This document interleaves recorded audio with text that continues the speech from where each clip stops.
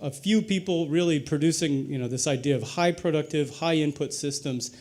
And we know we need to get out of that because on the other side is sustainability. And for us to get away from this really import-driven, resource-driven system and hierarchical system, to get to the other side, we need to be inclusive and share language and share the responsibility of this. But what I really like is the drop that happens here. This is the space that we all have to be vulnerable and take the risk together to kind of jump. It's not just for the farmers to solve that problem. It's not just for the ecologists to solve the problem. It's for all of us to make this jump together. The threat is really that somebody that will fall and no one will be there for us. And to get toward this language and why I felt that it meant something for me here is that we have an organization. I feel so fortunate to be part of an organization that is multidisciplinary, that is a real community, it's sort of a micro community in some ways. Stone Barns has a lot of different disciplines and ideals. And we're really all surrounding our food system and the soils and the kind of relationships we need to have to keep that going. So this idea of having a language where we can all share into it and feel like we're taking a collective responsibility for change rather than just waiting for each of us to solve our problems in our own silo, that we're sharing. And things like this can happen. That we have responsibility for collective cooperation, and that there is need for real principles to be applied, not just on the farm, but in the way we teach and in the way we cook and the way we eat and work with each other and get more comfortable with that sharing again that we have not had a good map for. To have an agriculture that supports ecology, to have an agriculture that is influenced positively by social values, that is integrated across all things. And especially, for us, that we have an opportunity to bring people from all over, from all different walks of life and different ideas to sit together, share, and actually learn something about that there is actually this one core way of thinking. So I'm going to pass it to Karen, and thank you all.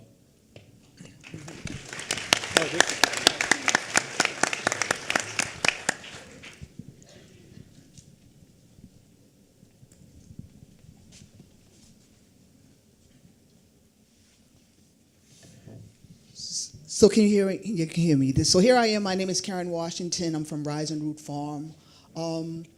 So when the question was posed to me about what agroecology was all about, for me, and especially for people that live in low-income neighborhoods and neighborhoods of color, it's more about indigenous science. It's more about agriculture and community and the social aspect. For too long, I think we missed the social capital of what agroecology is all about.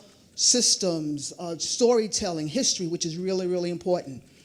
And so I want to come from a perspective of why I do this work. And the reason why I do this work is because this is what got me started.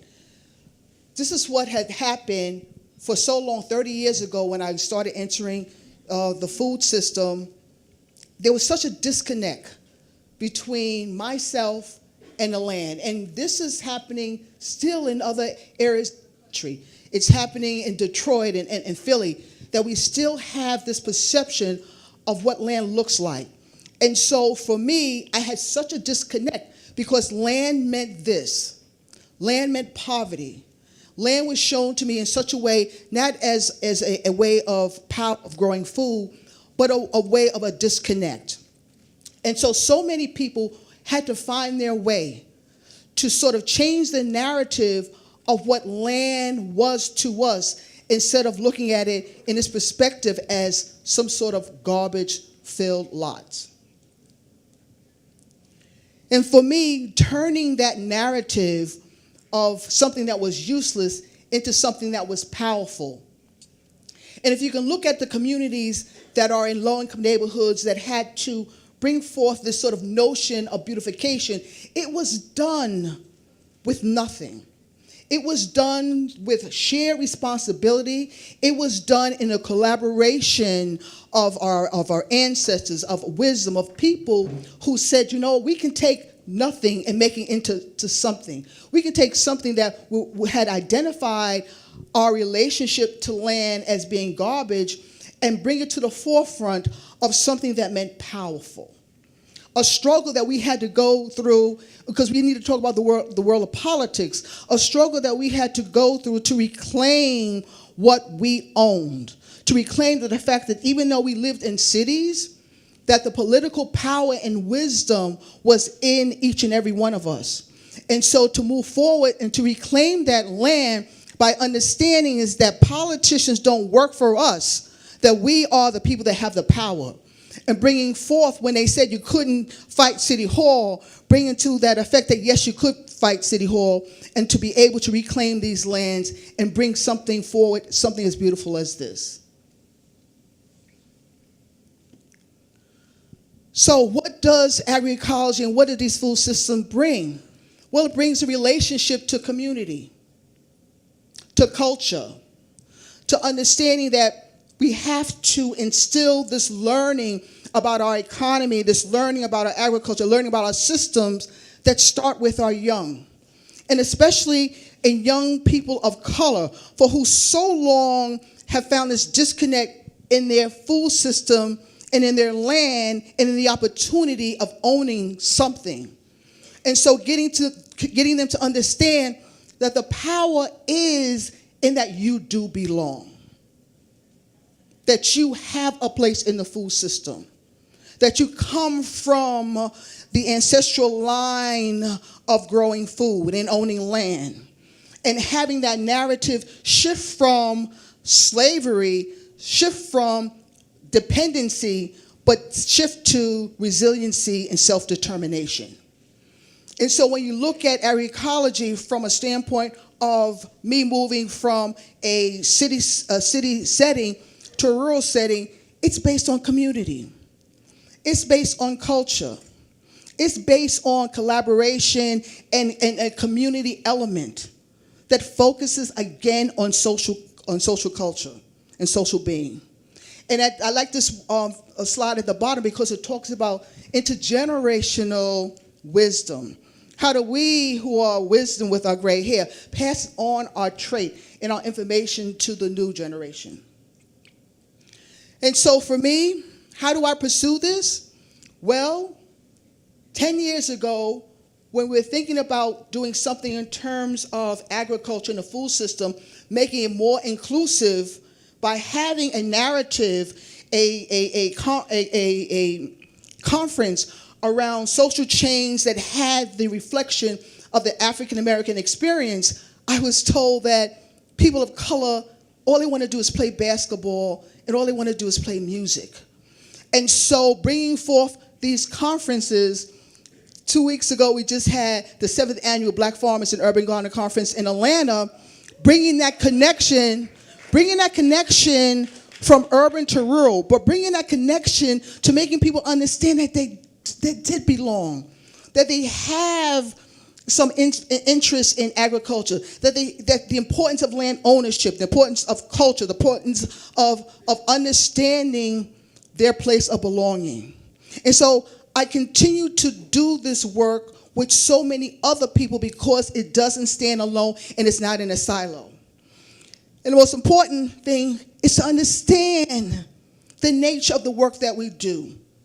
And that is seed saving, the DNA of the work that we do and how it's being co-opted by organizations and industries in such a way that's taking away who we are as a people. And so for me to continue to do this work is to make people understand the importance of the power that you have within yourself to change the food system so that something as simple as seeds is not being co-opted or not allow a company to have ownership of something that's so precious that embodies who we are as a people. And lastly, I had to understand my sense of belonging. And I did that once I placed my hands in the soil and found that connection Not only the connection of who I was as a person, but who I was in community. And so if we're going to look at this food system in such a way, what's lacking and what needs to be there. Because when we talk about agriculture in such a way, we must understand that it stands for social change, social justice, social inclusion, social dynamics, history, storytelling, and it doesn't live alone in silo. The most important thing that we must remember as we go forward and not let agroecology be co-opted by someone who can say, you know what, I know what the definition is, but yet you don't practice it. So think about the work that you do, not as individuals, but the work that we do in community. Because at the forefront of agroecology is systems of social capital. Thank you.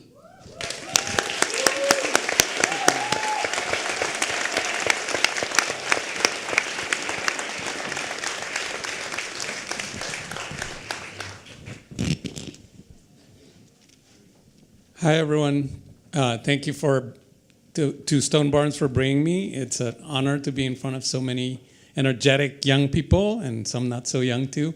When Ricardo asked us this question, I just really wanted to put it out there that it's really important to ask a second question, which is, what is agroecology according to who? And in my pictures have La Via Campesina, a march of people from Via Campesina, a smallholder coffee farmer, Clementino Rosales from El Salvador, and a young North American scientist that works in the tropics. All of them might have a different definition of agroecology. A little bit of history is something that I wanted to present. I'm going to go really fast. But I don't like the notion that some people think agroecology is something new. So this is the first article that I have, there's probably others, from 1930 by a Russian agronomist on agroecology. And you'll have these slides. You can read some of the things that he presents still hold true today. 40 years later, we have this, what I call the first wave, when agroecology got really well known. And I heard this definition today in another workshop, which is how do we apply ecology to agriculture? Because people were concerned about the problems of industrialized agriculture that doesn't take into account agroecology. I was trained as an agronomist, and I did not take one ecology class in all of my training. So that was the first wave. The second wave, and Ricardo here is part of that article that got the conversation started, expanded agroecology to engage with the food system. That's a lot more complicated than just bringing ecology into a more farm and field level. But the reason they did it is because they thought it was necessary, because that top definition was not engaging with some of the issues of justice, economic inequity, racism, classism. All these things are really important, and it's really easy to leave them out with that first definition. The third wave, and this is the one that I've been working the most, and obviously this is my interpretation, other people might think otherwise, is when we explicitly say that agroecology wants not only to include the academy, but other knowledge systems, indigenous knowledge, experiential knowledge from farmers. We want everyone to participate, and we also want to transform, so action-oriented. Remember, I'm an academic, so that's what you're hearing. You're hearing my positionality here, and it's important to ask people to say that. Ricardo's also been part of this wave, so he's a three-wave person. I'm going to skip this one for time. The way that I've been defining, I resisted defining agroecology for many years, and my students always push me in my fall agroecology class. Some of them are here. And I finally came up with this one, and it's basically a definition of the third wave.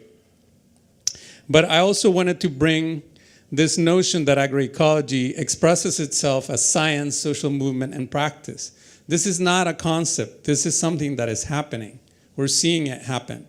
And to me, moving forward, to achieve and to support the worldview that Ricardo presented earlier, we really need to do this. We really need to reach out. If you're a farmer and you practice, reach out to the researcher, reach out to the social movement, And as a researcher, likewise.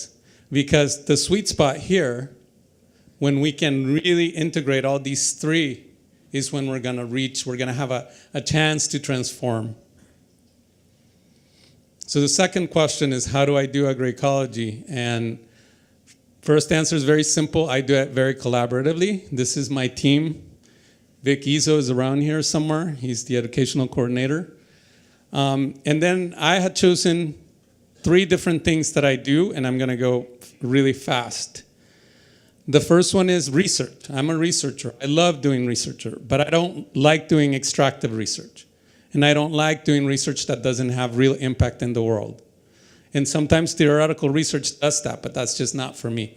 So I use participatory action research, which is a way of bringing non-researchers into the process so that you can define the research questions together and where everybody gets a benefit and where everybody is treated with respect and there's trust.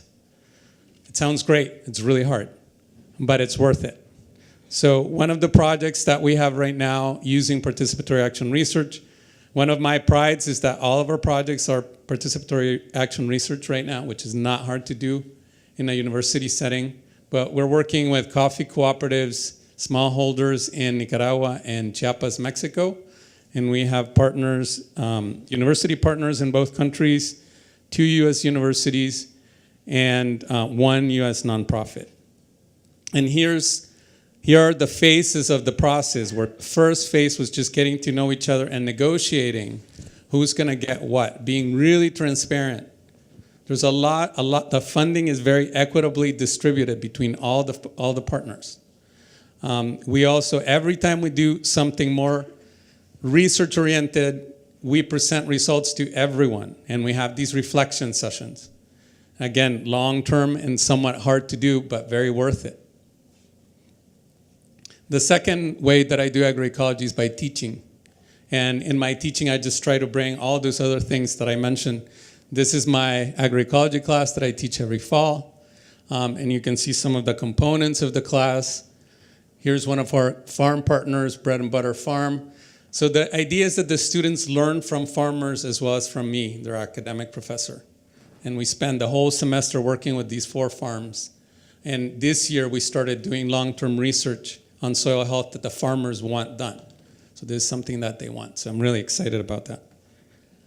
And the last thing that I do is training in different ways. We teach intensive agroecology courses for professionals and also to farmers on demand whenever we can.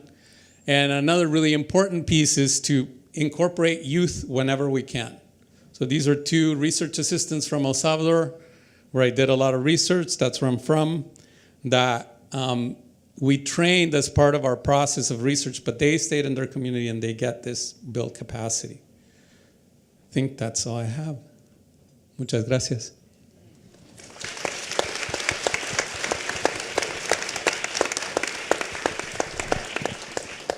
Okay, so we need to make sure that we provide enough time for you all to get to your next session, but we do have about 4 minutes if there are crisp questions that you would like to react with to the panelists.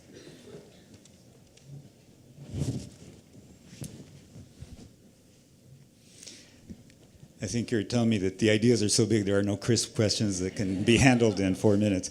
So let me wrap this up by basically just reinforcing what all of us have said and tying it with the claim that I made at the beginning that we have contesting worldviews and that implies a contest in power. In case you thought that this was a melodramatic statement, it means very specifically who controls the land, who controls the resources required in order to perform agriculture and create food systems on the land, the water, the energy, the nutrients, everything that's required to do that. You know that these things do not emerge spontaneously out of somebody's mind.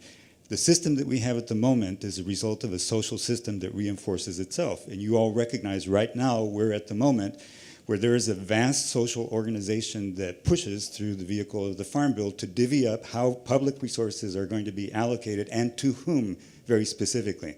So that needs to be created, the social movement together with the ideas to implement this new worldview of agroecology, but in a way that all of us are supporting a radically different conception of what we're doing and for whom we're doing it. So that will be the summary for this session. Thank you very much for coming. Thanks to our panelists.